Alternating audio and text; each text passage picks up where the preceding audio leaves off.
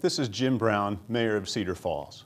Just over 2 years ago, I came to you, the citizens of Cedar Falls, concerning the second highest flood in recorded history. My goal was to inform you and let you know we're safe. I wanted to convey the city's plans during those tenuous times. Today, I'm approaching you in the same manner with similar goals.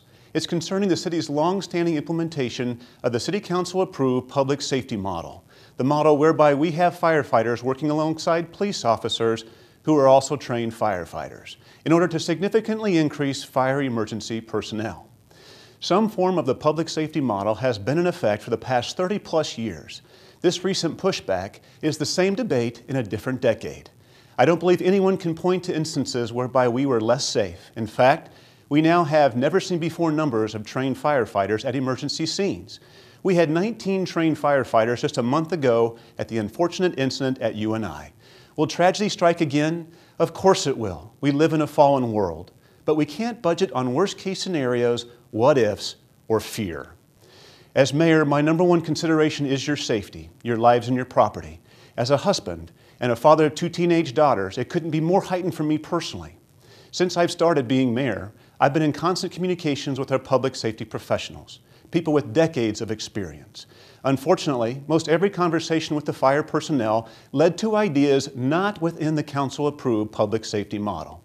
As an example, it is not sustainable to have 50 career firefighters. Meanwhile, it makes sense to increase the police department to deal with crime on the street while also increasing the overall trained firefighters at the scene. To suggest Cedar Falls has not been safe is false. I've personally been on scene and in the boat for river rescue training with public safety and career officers, was tutored at a smoke flow demonstration. The second training for the Jaws of Life just took place last week, and I personally suited up with a couple of dozen PSOs and career firefighters at a live fire training, one of the highlights of my last 3 years. These folks get trained, and the folks doing the training are phenomenal. I understand the emotional part of this decision, and there can be plenty of discussion on how fast or slow the model proceeds. For planning purposes, we can discuss what the future looks like in our new public safety building. In fact, a few weeks ago, I visited and personally spoke to career firefighters, urging them to come alongside, especially when police and fire will be under the same roof working together next year.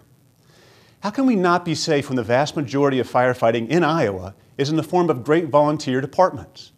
How is it that our current firefighters can be cross-trained as mechanics, electricians, and ambulance personnel, but our current police officers can't be cross-trained as firefighters?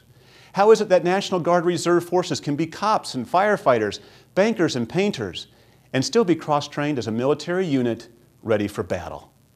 Here is something we've seen in yards around town. We want more firefighters. My answer is the City Council has given them more firefighters.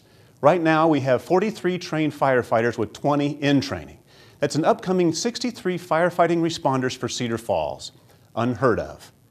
If any of the elected officials or staff believed our PSO model wasn't safer than before, the program would stop and we'd redirect resources. Folks, we're on the same team. Unfortunately, we have leaders in this employee group dividing our great city. It's frustrating to me these leaders don't even live in Cedar Falls. We have too much division in the country right now. Cedar Falls is the envy of Iowa, and we have so much to be thankful for. Such a strong history of safety, innovation, and planning into the future. It's time to come together and move forward under the umbrella of the approved public safety model.